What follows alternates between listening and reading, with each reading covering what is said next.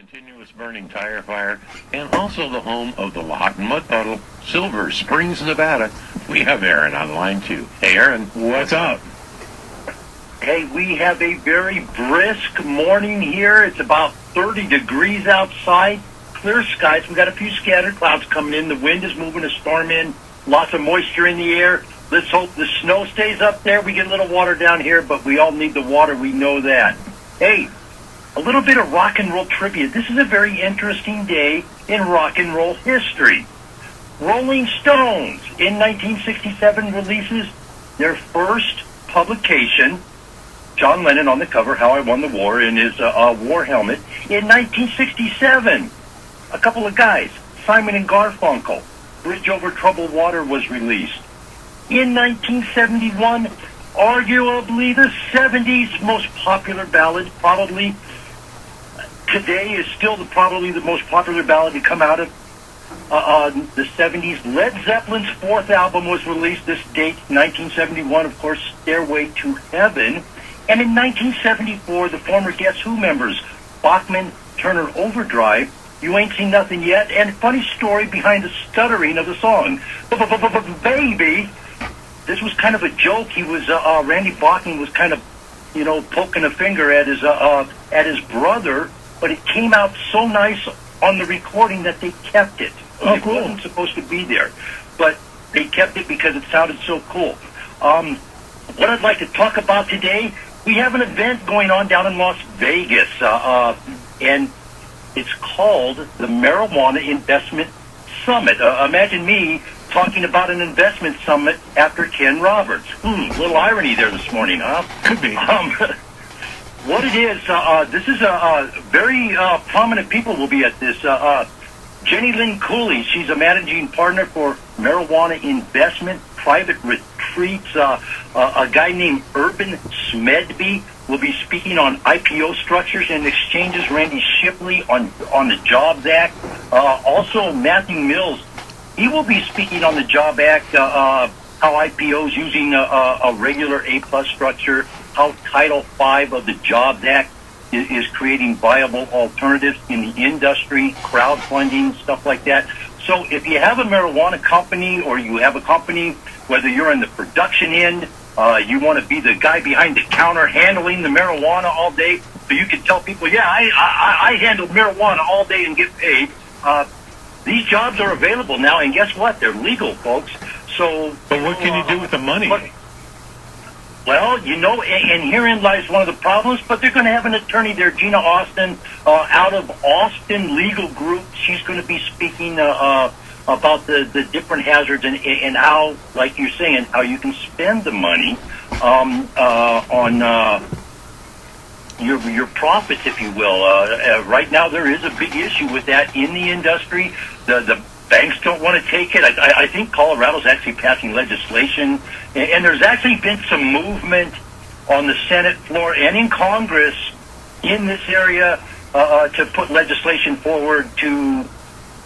The attitude is changing in this country, and I'm sorry, Mr. Christie out there, you want to tell everybody that marijuana is a gateway drug. You bumped your head. You need to go read a book. You need to get updated on your information that you're disseminating there because it's incorrect. It's just the attitudes have changed, and let's be real. 23 states have legalized medical marijuana. 4 states now allow you to smoke it on the courthouse steps if you want. We're looking at a different movement in the country, and I'm publishing an article right now. I've interviewed Kelly Brown from a company called Temptress LLC. They're a marijuana infographics. They will help you brand your company and give you graphics. They do all kinds of stuff. But they're down at this convention. They're in booth 10. If you want to stop by and see this drop-dead gorgeous gal, you can't go wrong. They have a very good business. We'll be publishing her interview later this morning here. And like I said, times are changing. Dennis, you've been a long-time Nevada guy. You too, Jim. Yep. When did you ever think you would hear about a convention in Nevada on marijuana investing? Well, when I came here in 75, My dad told me that long hair was something that was used to tie long hair hippies on Ponderosa pine trees. That's it, huh? Yeah. And I heard Willie Nelson's supposed to speak down there, but apparently he's at the Caesar's Palace buffet still eating breakfast. You know what? I have some of the speakers. They have some very. Like I said, some of these speakers that they have coming in, and some of the things like here's a guy. This one gets me. Where is this guy here? Something about marijuana news or something. He's a CEO. We all of a sudden we have a whole new industry opening up. Here's a gal here, Kahija Adams. She's the founder and managing partner, Marijuana Investments in Private Retreat. There's another gal, Jenny Lynn Coley. She also is part of that. But there are all these investment groups that are going to be there speaking, and maybe this might be a show topic for Ken. I don't know.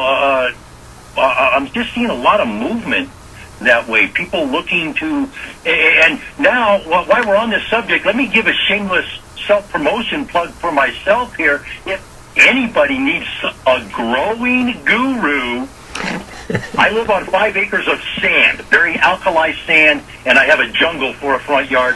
Stop by and see me. I can grow anything in anything. If you need a cultivation guy, I'm for hire right now. So, all right, Aaron. Well, how can people get a hold of you at Alliday LLC?